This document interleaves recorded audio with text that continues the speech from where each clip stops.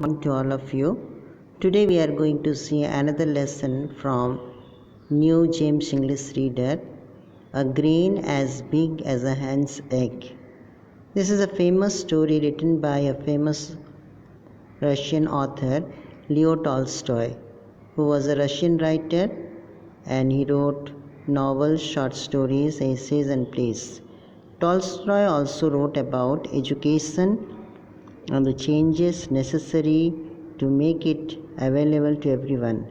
Anna Karenina and the piece are recognized as Tolstoy's masterpiece and appreciated for their realistic description of life as in Russia. Written by Leo Tolstoy in 1886, this parable takes us back to a time when land and what it yielded, that means produced, was free for everyone. Should one live by one's own labor and be content with it, or I what others produce? One day some children found in a ravine. Ravine means a deep, narrow valley. A thing shaped like a grain of corn with a groove down the middle. Groove means narrow cut on a hard surface, but as large as a hen's egg. A traveler passing by saw the thing, bought it from the children, purchased it from the children for a penny, and taking it to town, sold it to the king as a curiosity, unusual or interesting object. The king called together his wise men and told them to find out what the thing was. The wise men pondered, thought, and could not make head or tail of it. Not understand. Underline that one, head or tail of it. When the thing was lying on a window sill, the projecting part of the window, a hen flew in and pecked at it till she made a hole in it. Peck means hen use their beak to peck the grains, and it pecked that grain of corn which was like a hen's egg, and it went on pecking till there was a hole in it. And then everyone saw that it was a grain.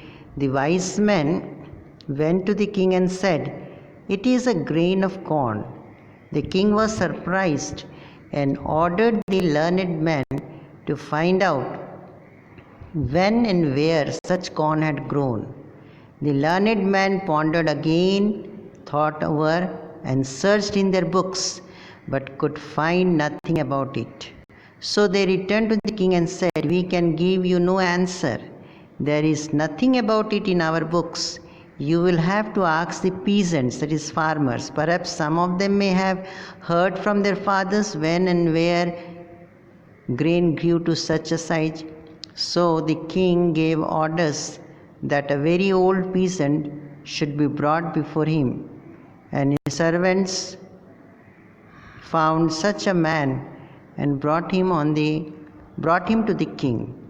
Old, bent, ashy pale and toothless, he just managed with the help of 2 crutches to totter, walk unsteadily into the king's presence. The king showed him the grain, but the old man could hardly tell anything. And what did he tell? We will see next. Could hardly see it. He took it, however, and felt it with his hands. The old man. The king questioned him, saying, "Can you tell us, old man, where such grain as this grew? Have you ever brought such corn or sown such in your fields?" A series of questions were put forth before the old man. The old man was so deaf that he could hardly hear what the king said and only understood with great difficulty. He was unable to listen. He has lost his sense of hearing. No, he answered at last, I never showed nor reaped any like it in my fields, nor did I ever buy any such. This was the reply of the old man, that he has never sown or reaped any like it in his field, or he has never bought or purchased also such a grain. When we bought corn, the grains were always as small as they are now. But you might ask my father, he said, the old man. He may have heard where such grain grew. So the king sent for the old man's father. He was found and brought before the king. He came walking with one crutch. The king showed him the grain, and the old peasant, who was still able to see, took a good look at it. And the king asked him, Can you tell us, old man, where corn like this used to grow? Have you ever bought any like it, or sown any in your fields? Though the old man was rather hard of hearing, he could not listen. He tried to hear better than his son had done. No, he said, I never sowed nor reaped any grain in this field. This is in my field. As to buying, I never bought any, for in my time many was not yet in use. Everyone grew his own corn, and when there was any need, we shared with one another. I do not know where corn like this grew. Ours was larger and yielded more flour than present day grain, but I never saw any like this. I have, however, heard my father say that in his time the grain grew larger and yielded more flour than ours. So this was the opinion of the old man's father, that his father used to grew larger and yielded more flour than ours or his. You had better ask him. So the king sent for the old man's father, and they found him too, and he brought him before the king. He entered walking easily and without crutches. His eyes were clear, his hearing good, and he spoke distinctly, clearly. So this man, old man's father's father, was very much physically active and healthy. And the king showed him the grain. And the old grandfather looked at it and turned it about it in his hand. It is long since I saw such a fine grain, said he, and he bit a piece off and tasted it. He started tasting that grain. It's a very same kind, he added. Tell me, grandfather, said the king, when and where was such corn grown? Corn grown. Have you ever bought any like it or sown any in your fields? And the old man replied, Corn like this used to grow everywhere in my time. I lived on corn like this in my young days. He started narrating everything to the king and fed others on it. It was grain like this that was used to sow and reap and thresh.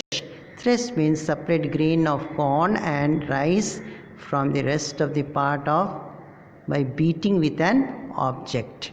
The king asked, Tell me, grandfather, did you buy it anywhere or did you grow it all yourself? The old man smiled.